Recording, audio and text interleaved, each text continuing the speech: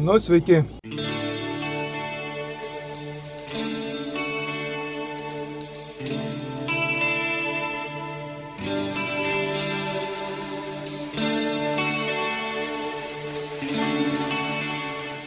Mes Jurbarke. Su dviratukais Maximu. Sumanėm atsigerti ko nors. Oras neblogas, taip tvankoka truputį. Panemo netoks fainas keliuks. Nebuvo net kada pafilmuoti nieko. Visą laiką minėm.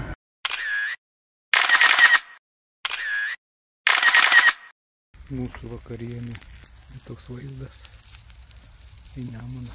Pasivažinėjom su dviračiais. Dabar kepam dešreles ir vakarieniausime. Diena graži.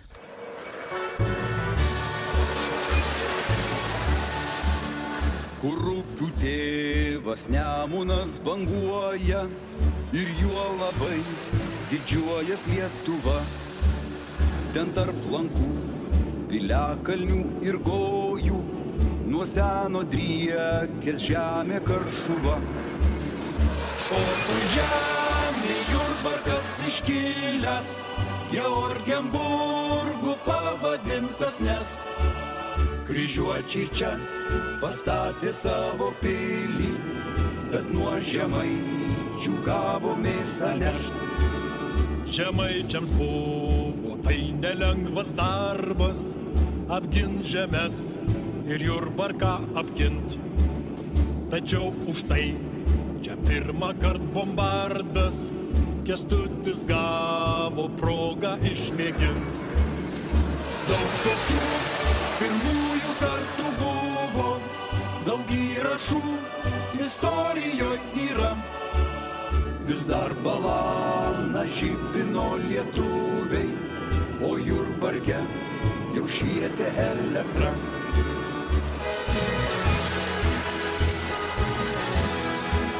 Skalda ir žvyras garsino šį kraštą ir gelžbetonio plokštė išlieta. O tai, ką žinom kaip Mažeikių nafta, turėjo būti Jurbarko nafta. Kaip žinia... Štai paspaidėme su dronu. Apylinkės tiesiog puikios. Šalia Nemunas, šalia Jurbarkas. Minėm per 10 minučių, kokie faini dviračių takai Jurbarke. Link visą miestą gali su dviračiais važinėti. Aš nekalbu jau apie tai, kad gali link pilių apie kokį 30 km su dviračiu. Dviratininkų rojas, tik pasvajoti apie tokius dalykus. Nėra kur su dviračio aplamai. Dviračio taką gal koks kilometras yra bendras. Ir tai ten toks varganas. Apylinkės gražios. Savaitgalį praleisti. Niekur nenori toli važiuoti. Čia yra super.